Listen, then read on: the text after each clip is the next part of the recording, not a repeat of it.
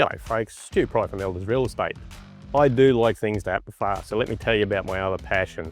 Some 5 years ago, my good friend Al Ray asked whether I would be interested in driving a dragster he was planning to put together. Took almost a second to think about that one, and yeah, I was in. It's going to be something different to what everyone else was doing, an injected nitro Hemi in a dragster. And whilst these are really popular in the States, there isn't too many of them running in Australia. So we, and when I say we, I mean he, put together a car out of bits and pieces. I just made an appearance every so often. So it was an old retired top fuel dragster, a 9-inch diff out of something else, an old cast Keith Black block, crank, rods and pistons from God knows where, and a set of old fuel heads, an old fuel clutch, and a Lenco transmission. Basically, a lot of parts that he had found under his bench basically from other ventures, and you know, an almost non-existent budget. A real shoestring operation. We didn't have unrealistic expectations. We did not expect to go very quick. Really just hoping one day to be able to run in the Outlaws field with, you know, a mid 6-second pass. We didn't have a clue what we were doing. We did know it wasn't the best of parts or the right combination, but he went out and started having a bit of fun and learning along the way. We have pretty much learnt everything not to do. I'm sure that there were many laughing at our efforts. Fact is, we were out there having a go and having some fun doing it.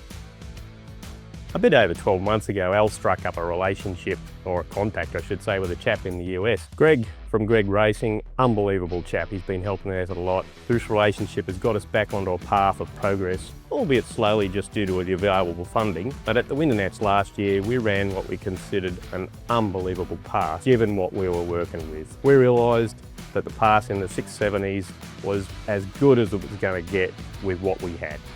So, Al, being the generous chap that he is, dug deep and through the US contact found some more appropriate engine parts and spent the rest of the year putting together a new combination. It had fresh high compression engine, some cylinder heads more appropriate that were sourced through the US contact.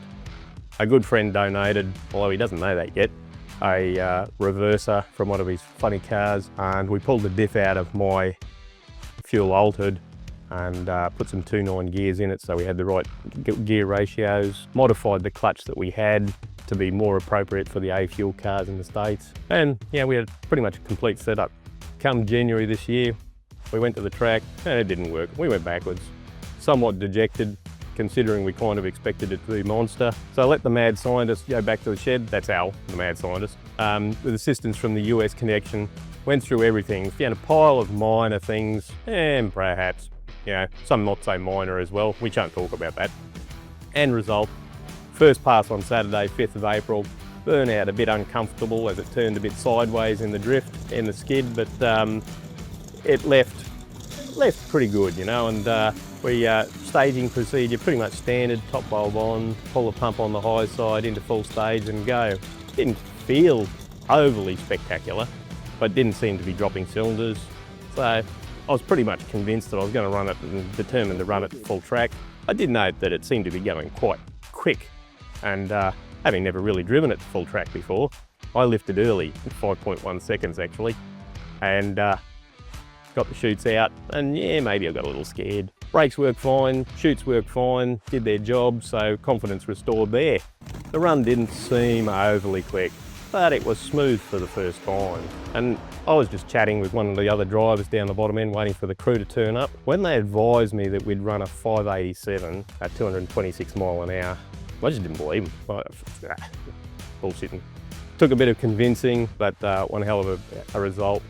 I believe Al did a little bit of a jig on the start line, I'm told, and there was certainly excitement back in the pits. We then followed that up later in the day with a 581 at 251 mile an hour, which felt a bit skatey and still very lazy off the line.